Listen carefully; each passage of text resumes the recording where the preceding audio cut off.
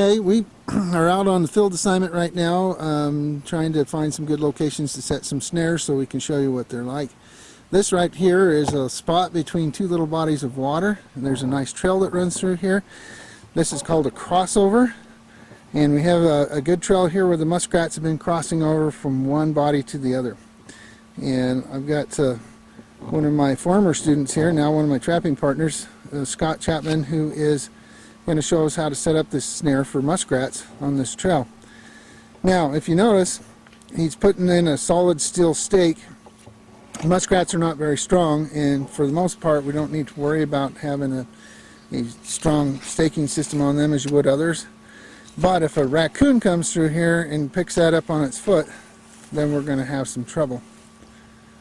So on the muskrats, we're using the 16th inch cable, and as you notice, it's a fairly small snare because the muskrats are fairly small. Now, one thing about muskrats, if you're catching them for survival, is that they are quite edible, quite an edible animal. In fact, they've been used for hundreds of years as a food source, and they are a vegetarian animal, unlike your common rat.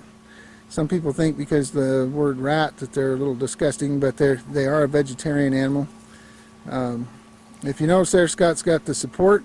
He's putting it down in the dirt so that he can support that snare over the trail. And then he'll fence this in here pretty quick. And we'll have it all set up. Okay, we'll zoom in on this so you can get a little bit better look at it. As you notice there on this, when he put the snare up, snares do camouflage in well, they're hard to see. But if you notice, there's a stick sticking up right on each side. And that's called fencing, and that allows the animal to walk right through the snare area where it's at. Okay, this is the other side of that crossover, and it's good to set a snare on each side so that you can, make multiple catches on that. And you just set that right above the trail. With the muskrats, you want it, maybe an inch, maybe an inch and a half off of the ground, and fence that in with some sticks so that the muskrats can't go around it. As you can see, we found a lodge hole that goes up under the bank where the muskrats are living. And it narrows down a little spot, makes it a good spot to put a snare. And some people have misconceptions about whether they can set snares above water or below water. And they work good, just as good underwater as they do above water, as long as you don't have ice-up conditions.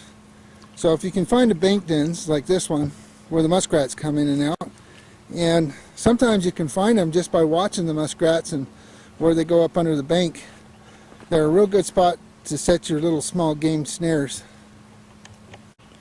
Okay, we found another lodge hole right here that we drop a little snare in, and where the muskrats are coming in and out from underneath the bank.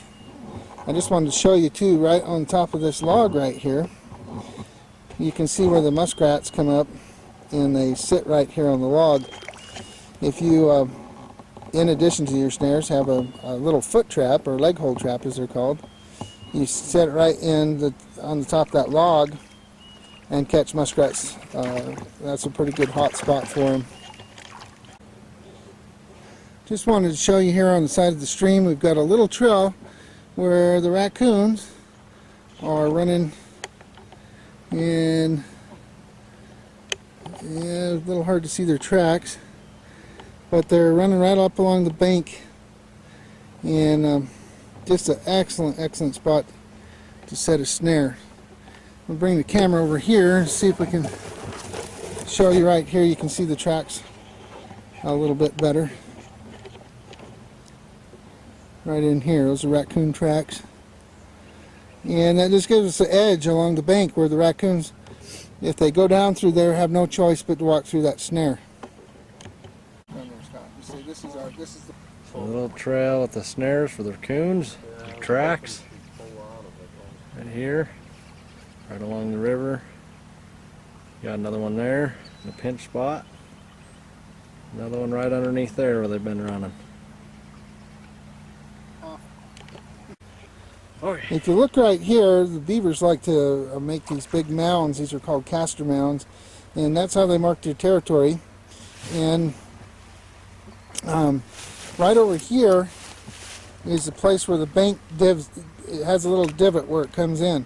Now, we don't I mean, you don't have to have bait or lure to catch beavers with, but if you find a spot like this, you can put a snare at the mouth of that little divot, and then we'll build an artificial castor mound up here, and we'll put some scent on it so that those beaver will come into that, and hopefully we'll catch one here by the next check.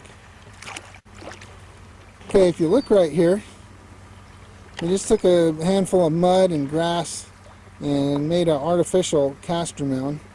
And if you look right over here at the mouth of this, you can see that snare in place right there. This is a really good place generally to set a snare when you're trying to catch a beaver. There's a little trail that leads from around this bush right here.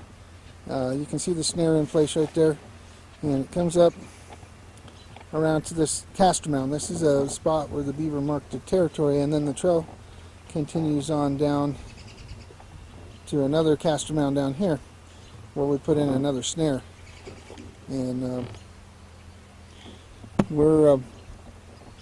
it's getting dark, and we're just about out of battery, so we'll come back on Monday and hopefully we can show you some catches in the snares that we set this afternoon.